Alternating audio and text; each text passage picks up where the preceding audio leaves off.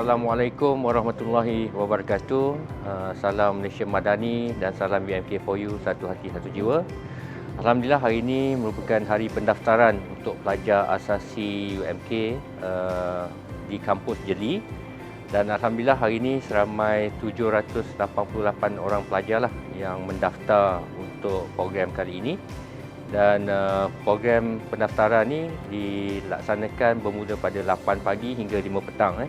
Dan alhamdulillah sekarang ni pukul 2 lebih dan lebih kurang 700 orang pelajar lah yang telah mendaftar, dan kita masih menunggu lagi lah pelajar-pelajar yang akan datang mungkin daripada jauh untuk datang ke kampus kita. Untuk makluman ibu bapa juga, penginapan kami sediakan untuk semua pelajar-pelajar asasi yang baru masuk. Penempatan ni ada yang di dalam kampus dan ada yang berhampiran dengan kampus kita lah. Dan insya-Allah yang berada di berhampiran kampus ni kita sediakan juga pengawal keselamatan dan sebagainya untuk menjaga keselamatan pelajar-pelajar kita. So ibu bapa semua jangan risau, insya-Allah kami akan jaga anak-anak anda, tuan-tuan dan puan-puan semua dengan yang terbaik lah. Dan pagi tadi saya sempat berjumpa dengan ibu bapa dan juga pelajar, semuanya sedang bersedia lah untuk melanjutkan pengajian di UMK dalam program asasi.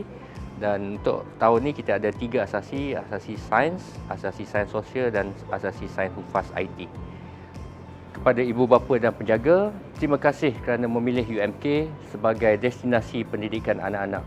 Kepercayaan yang diberikan amat kami hargai. InsyaAllah pihak universiti akan terus komited menyediakan persekitaran pembelajaran yang kondusif, selamat dan menyokong pembangunan holistik para pelajar. Saya juga berharap para pelajar dapat menyesuaikan diri dengan kehidupan kampus, menghormati peraturan universiti, menghargai kepelbagaian rakan-rakan daripada pelbagai latar belakang serta sentiasa menjaga nama baik diri, keluarga dan universiti.